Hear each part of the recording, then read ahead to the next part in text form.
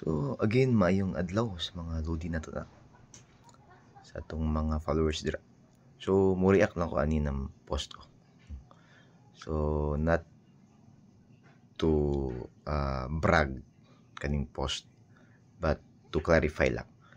So kanina post na look mga crime students sa usa katong tulong haan sa segundo distrito sa Cotabato ginapatuluan ang mga kamot og gitunaw mga kandida o init na matika.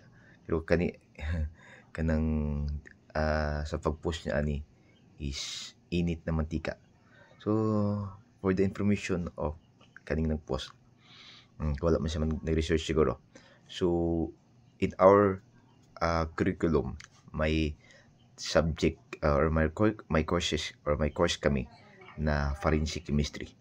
So sa forensic chemistry, sa forensic wherein ito yung ang science is ginagamit for court presentation para magamit as evidence ang mga minute evidence na nakuha sa crime scene. Forensic yan.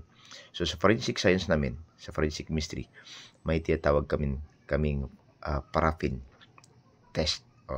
Wherein sa paraffin test, tinutunaw itong paraffin wax, hindi to kadila, paraffin wax. Then yung iba para hindi mainit nilagyan ng mga petroleum jelly.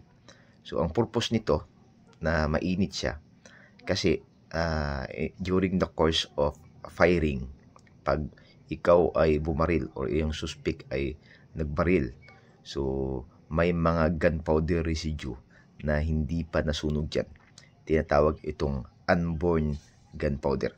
So itong mga unborn gunpowder, pumupunta ito sa mga sweet pores natin. Wherein ang sweet pores is magsasarayan. Then pumupunta ito sa sweet pores na napakaliit, di ba? So napakaliit nitong unborn gunpowder. Wherein pag hindi mo ginamitan ng paraffin wax, hindi mainit ang paraffin wax, hindi siya mag-o-open.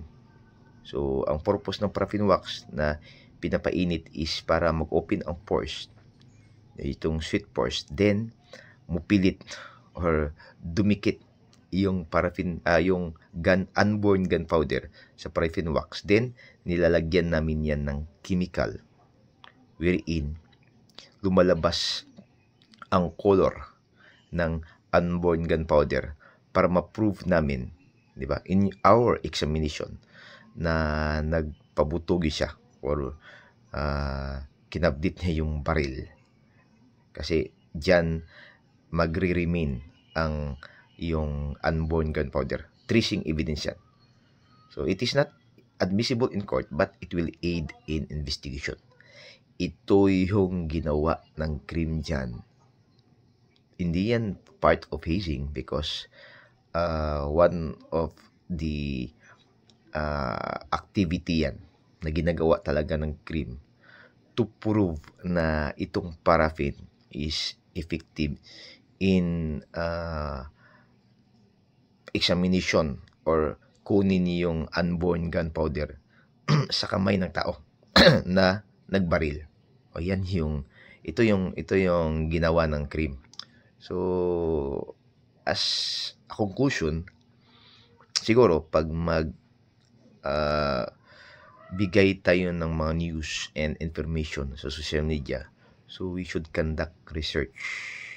Kasi parang galit ito sa crime. Hindi ko naman sinasabing galit, pero parang ang ibig sabihin niya is parang hazing. Kasi may init na mantika. Hindi ito mantika. So yan lang.